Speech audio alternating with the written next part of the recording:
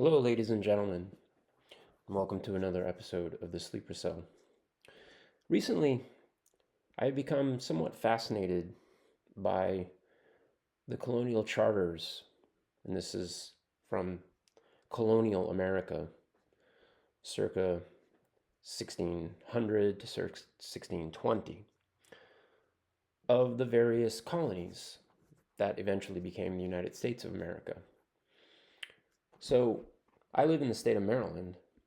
So today, I'm going to read the colonial charter of the state of Maryland to you to give you some insight, maybe some comments along the way regarding it. So here we go. And by the way, this is from the Avalon Project of Yale Law School, Lillian Goldman Law Library. And it starts The Charter of Maryland, 1632.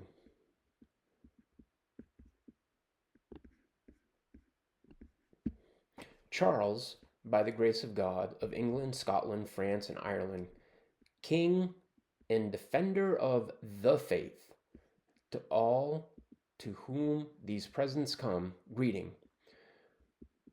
Whereas our well-beloved and right trusty subject, Cecilius Calvert, Baron of Baltimore, in our kingdom of Ireland, son and heir of George Calvert, knight, late Baron of Baltimore, in our said kingdom of Ireland, treading in the steps of his father, being animated with a laudable and pious zeal for extending the Christian religion, and also the territories of our empire, hath humbly besought leave of us that he may transport, by his own industry and expense, a numerous colony of the English nation, to a certain region, hereinafter described, in a country hitherto uncultivated in the parts of America, and partly occupied by savages having no knowledge of the divine being, and that all that region, with some certain privileges and jurisdiction, appertaining unto the wholesome government and state of his colony and region aforesaid,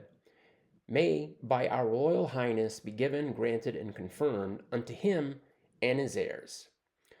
These are the first two paragraphs of the Charter of Maryland, dated 1632. We see clearly that the charter itself, the King Charles, is commending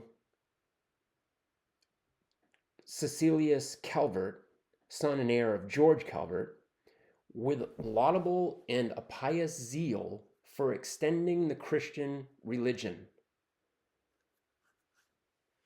asking permission of the sovereign, King Charles, to do so in a certain part of America, which was called Maryland. This is the primary principle, the first principle of the colony of Maryland, was to bring the faith, the Christian faith specifically, to the region. So I will continue. Paragraph 3. Know ye therefore that we, encouraging with our royal favor the pious and noble purpose of the aforesaid barons of Baltimore, of our special grace, certain knowledge in mere motion, having given, granted, and confirmed, and by this our present charter, for us our heirs and successors, do give, grant, and confirm unto the aforesaid Cecilius, now Baron of Baltimore, his heirs and assigns, all that part of the peninsula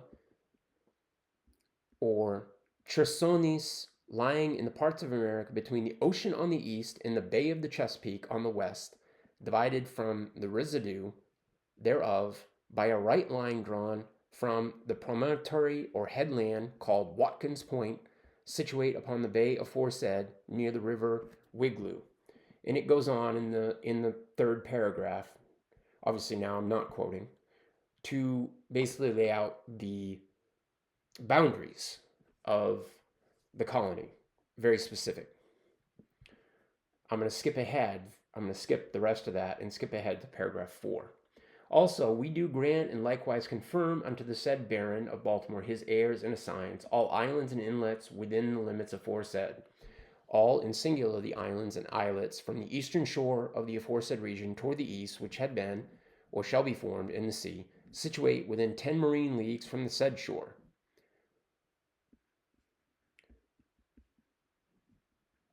And it goes on to again talk about the limits and bounds for the first half of this paragraph. And then it picks up toward the end of the paragraph. And moreover, all veins, mines, and quarries, as well opened as hidden, already found, or that shall be found within the region, islands, or limits aforesaid, of gold, silver, gems, and precious stones, and any other whatsoever, whether they be stones or metals, or any other thing or matter whatsoever.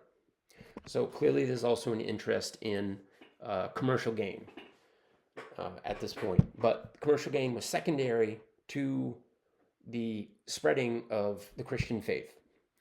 And furthermore, the patronages and advowsons of all churches, which, with the increasing worship and religion of Christ within the region, islands, islets, and limits aforesaid, hereafter, shall happen to be built, together with license and faculty of erecting and founding churches, chapels, and places of worship in convenient and suitable places within the premises, and of causing the same to be dedicated and consecrated according to the ecclesial laws of our kingdom of England, with all and in singular such, and as ample rights, jurisdictions, privilege, prerogatives, royalties, liberties, immunities, and royal rights, and temporal franchises whatsoever, as well by the sea, the land, so on and so forth, within the region, island, islets, limits aforesaid, to be had, exercised, used, and enjoyed as any bishop of Durham, within the bishopric or county palatine of Durham, and our kingdom of England, ever heretofore hath had, held, used, or enjoyed, or of right could or ought to have, hold, use, or enjoy. Paragraph 5 now. And we do by these present for us, our heirs and successors, make, create, and constitute him, the now Baron of Baltimore, and his heirs, the true and absolute lords and proprietaries of the region aforesaid, and of all other premises, saving always the faith and allegiance and sovereign dominion due to us, our heirs and his successors, to hold, possess, and enjoy the aforesaid region, islands, and inlets. We keep going here. Again, talking about Easter, so on and so forth. Okay, so these are basically just the first 5 paragraphs of the charter. The charter has approximately 23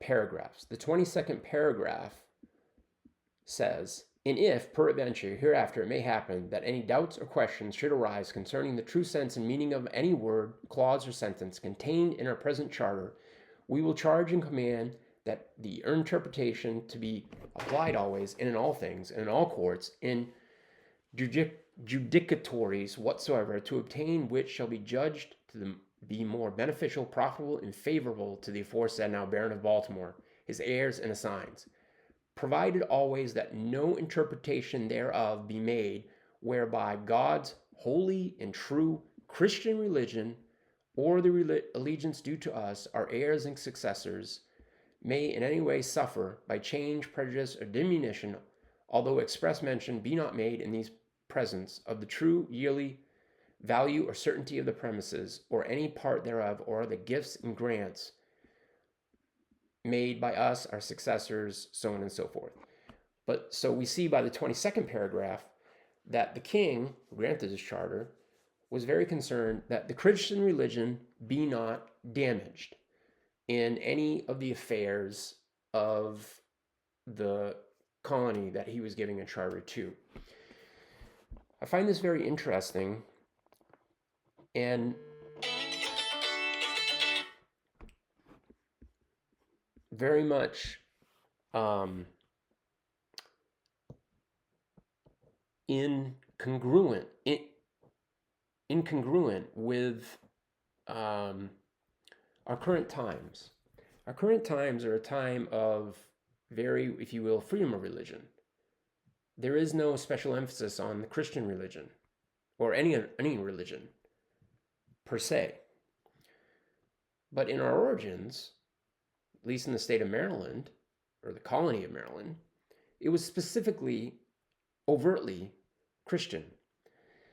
Now, I'm going to go on and look at, in later episodes,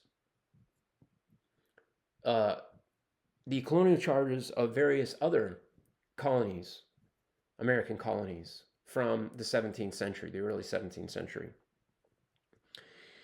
and show that almost all of these charters were explicitly Christian in their origin. They were to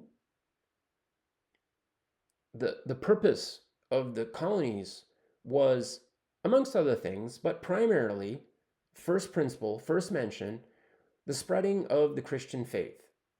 Now we can talk about, because this is clearly the if you will, the Church of England, the Christian faith according to the Church of England. And so we can talk about whether or not that is the most true and correct version of the Christian faith, but nonetheless, it is clearly within the realms of the Christian faith. So we'll do that next time. Bye for now.